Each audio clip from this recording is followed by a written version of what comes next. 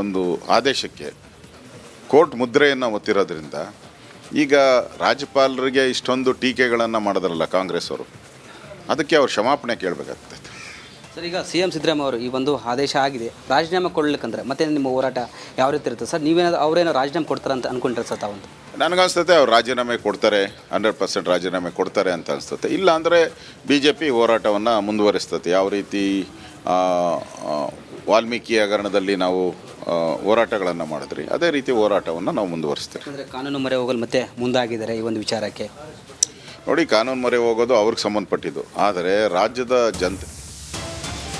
ಜನಾರ್ದನ ಮುಂದೆ ಅವ್ರು ಅಪರಾಧಿ ಆಗಿದ್ದಾರೆ. ಇವತ್ತು ರಾಜ್ಯದಲ್ಲಿ ಇವತ್ತು ಜನಕ್ಕೆ ಅನ್ಸಕ್ಕೆ ಶುರುವಾಗ್ಬಿಟ್ಟಿದೆ, ಏನಪ್ಪ ಬಂದು ಒಂದೇ ವರ್ಷದಲ್ಲಿ ಇವರು ಕಾಂಗ್ರೆಸ್ ಅವರು ಲೂಟಿ ಹೊಡಿತಾ ಇದ್ದಾರೆ. ಒಂದು ಕಡೆ ಅಲ್ಲಿ ನಾಗೇಂದ್ರ, ಇನ್ನೊಂದು ಕಡೆ ಈ ಕಡೆ CM, ಇಡೀ ಮಂತ್ರಿಮಂಡಲ, ಆರೋಗ್ಯ ಇಲಾಖೆಯಲ್ಲೂ ಕೂಡ ದೊಡ್ಡ ಭ್ರಷ್ಟಾಚಾರ ಆಗಿದೆ ಅಂತ ನೆನ್ನೆ ರವಿಕುಮಾರ್ ಅವರು ಪ್ರೆಸ್ ಮೀಟ್ ಮಾಡಿ ಹೇಳಿದ್ದಾರೆ.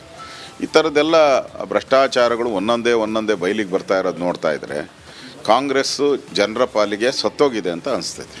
ಸರ್, ನೀವು ಸಹ ದೊಡ್ಡ ಮಟ್ಟದಲ್ಲಿ ಹೋರಾಟ ಮಾಡಿದ್ರಿ ಈ ಒಂದು ವಿಚಾರಕ್ಕೆ. ಈಗ ಈ ಹೋರಾಟಕ್ಕೆ ಜಯ ಸಿಕ್ಕಿದೆ ಸರ್? ಹಾಗಾದರೆ ಜಯ ಸಿಕ್ಕಿರೋದ್ರಿಂದ ನಮಗೆ ನ್ಯಾಯಾಲಯದಲ್ಲಿ ನ್ಯಾಯ ದೊರಕಿದೆ.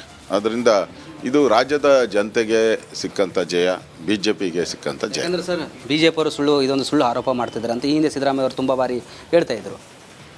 ನೋಡಿ, ಸಿದ್ದರಾಮಯ್ಯನವರು ಗವರ್ನರ್ ಆಫೀಸ್ನ ಹೀನಾಯಮಾನವಾಗಿ ಮಾತಾಡಿದ್ರು, ಗವರ್ನರ್ ಬಗ್ಗೆ ಇಲ್ಲ ಸಲ್ಲದ ಆಪಾದನೆಗಳನ್ನು ಮಾಡಿದ್ರು, ಯಾರ್ಯಾರು RTI ಕಾರ್ಯಕರ್ತರು ಕೇಸ್ ಹಾಕಿದ್ರು ಅವ್ರ ಮೇಲೆಲ್ಲ ಹೀನಾಯಮಾನವಾಗಿ ಮಾತಾಡಿದ್ರು, BJP ಮೇಲೆ ಕೆಟ್ಟ ಭಾಷೆಗಳನ್ನು ಉಪಯೋಗ ಮಾಡಿದ್ರು, JDS ಮೇಲೆ ಕೆಟ್ಟದ ಭಾಷೆಯನ್ನು ಉಪಯೋಗ ಮಾಡಿದ್ರು.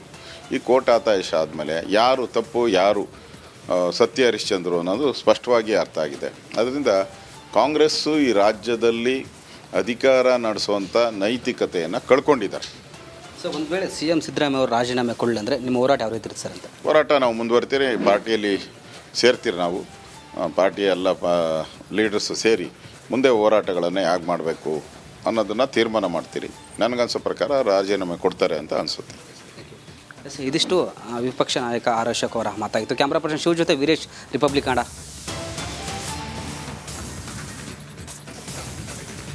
ಕೋರ್ಟ್ ಕಲಾಪದ ಮಾಹಿತಿಯನ್ನ ಪಡೆದುಕೊಳ್ತಾ ಇದ್ದಾರೆ ಕೇಂದ್ರ ಸಚಿವ ಕುಮಾರಸ್ವಾಮಿ.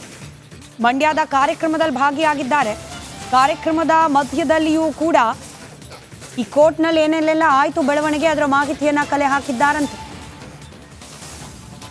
ಖಾಸಗಿ ಕಾರ್ಯಕ್ರಮವೊಂದರಲ್ಲಿ ಭಾಗಿಯಾಗಿದ್ದಾರೆ ಕುಮಾರಸ್ವಾಮಿ ಅವರು. ಮಂಡ್ಯದಲ್ಲಿದ್ದಾರೆ. ಕಾರ್ಯಕ್ರಮದ ಮಧ್ಯೆಯೂ ಮಾಹಿತಿಯನ್ನ ಕಲೆ ಹಾಕ್ತಿದ್ದಾರೆ. ಆದಿಚುಂಚನಗಿರಿ ಶ್ರೀಗಳು ಜೊತೆಯಲ್ಲಿದ್ದಾರೆ. ಅವರ ಜೊತೆ ಚರ್ಚೆ ಕೂಡ ನಡೆಸಿದ್ದಾರಂತೆ. ಕ್ಷಣದ ಮಾಹಿತಿಯನ್ನು ಪಡೆದುಕೊಂಡಿದ್ದಾರೆ ಕೇಂದ್ರ ಸಚಿವ ಕುಮಾರಸ್ವಾಮಿ ಅವರು.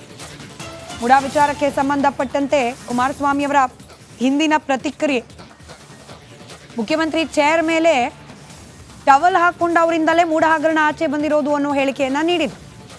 ಹಾಗೆ ಮೂಡಾ ವಿಚಾರಕ್ಕೆ ಸಂಬಂಧಪಟ್ಟಂತೆ ಅಕ್ರಮಗಳು ಆಗಿದೆಯಾ ಇಲ್ವಾ ತನಿಖೆ ಆಗಬೇಕು ಅನ್ನೋ ಆಗ್ರಹವನ್ನ ಕೂಡ ವ್ಯಕ್ತಪಡಿಸಿದ್ರು.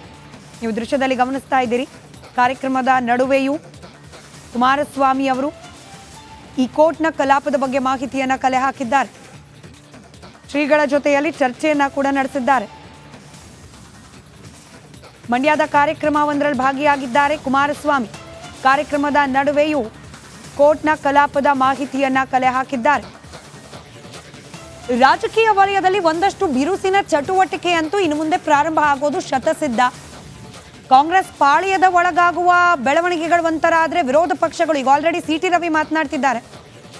ಕೆಲವೇ ಕ್ಷಣಗಳಲ್ಲಿ ಅವರ ರಿಯಾಕ್ಷನ್ ಅನ್ನ ಕೂಡ ನಿಮ್ಮ ಮುಂದಿಡುವ ಪ್ರಯತ್ನವನ್ನ ಮಾಡ್ತೇವೆ. ವಿರೋಧ ಪಕ್ಷಗಳು ಈಗ ಆಲ್ರೆಡಿ ತಮ್ಮ ಸೋಷಿಯಲ್ ಮೀಡಿಯಾ ಹ್ಯಾಂಡಲ್ಗಳಲ್ಲಿ ರಾಜೀನಾಮೆ ಕೊಡಿ ಸಿದ್ದರಾಮಯ್ಯ ಅಂತೇಳಿ ಅಭಿಯಾನವನ್ನ ಪ್ರಾರಂಭ ಮಾಡಿದ್ದಾರೆ. ಈ ಧ್ವನಿಯನ್ನ ಮತ್ತಷ್ಟು ಬಿರುಸುಗೊಳಿಸುವ ಎಲ್ಲ ಸಾಧ್ಯತೆ ಇದೆ. ರಿಪಬ್ಲಿಕ್ ಕನ್ನಡದ ಅತಿ ದೊಡ್ಡ ಎಕ್ಸ್ಕ್ಲೂಸಿವ್ ಸುದ್ದಿ ಕಡೆ ಗಮನ ಕೊಡೋಣ.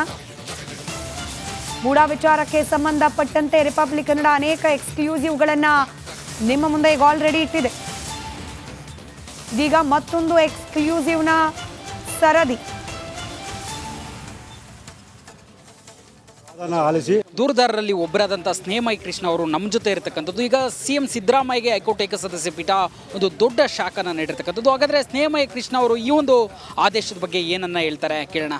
ಸರ್, ಇವತ್ತು ಸಿ ಎಂಗೆ ಒಂದು ಶಾಕನ್ನು ನೀಡಿರ್ತಕ್ಕಂಥದ್ದು ಹೈಕೋರ್ಟ್ ಏಕಸದಸ್ಯ ಪೀಠ, ಏನು ಹೇಳ್ತೀರಿ ಈ ಆದೇಶದ ಬಗ್ಗೆ?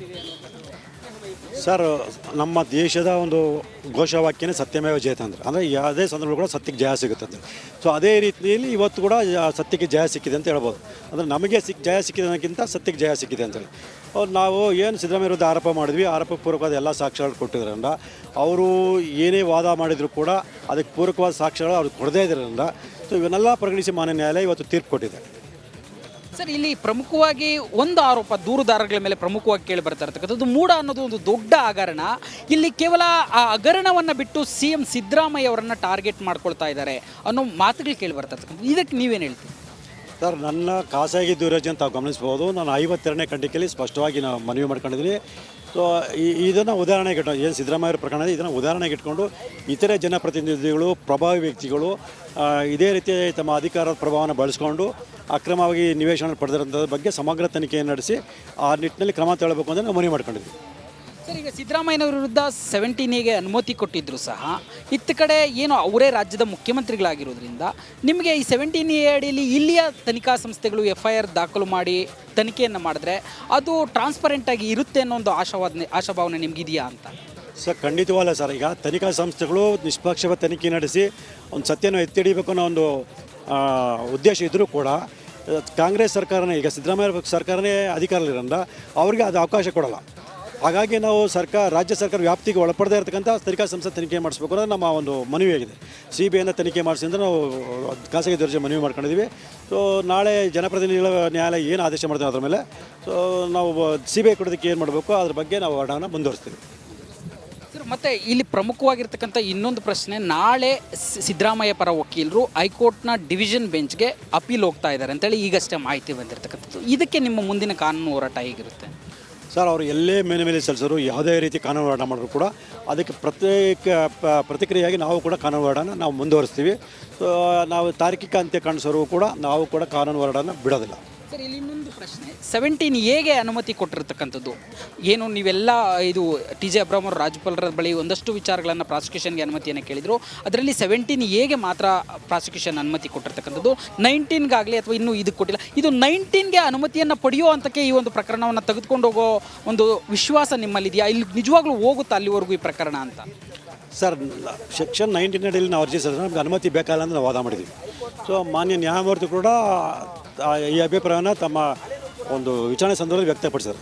ಸೊ ಹಾಗಾಗಿ ನಮಗೆ ಈಗಾಗಲೇ ಅನುಮತಿ ಸಿಕ್ಕಿದ್ರೆ ಅದು ಪ್ರಶ್ನೆಯೇ ಉದ್ಭವ ಆಗಲ್ಲ. Thank you sir. ಕೇಳಿದ್ರಲ್ಲ, ಇದು ಸ್ನೇಹಮಯ ಕೃಷ್ಣ ಅವರ ಮಾತು. ಏನೋ ಒಂದು ಸಮರ್ಪಕವಾದಂಥ ತೀರ್ಪನ್ನು ಮಾನ್ಯ ಹೈಕೋರ್ಟ್ನ ಏಕಸದಸ್ಯ ಪೀಠ ನೀಡಿದೆ. ಮುಂದಿನ ದಿನ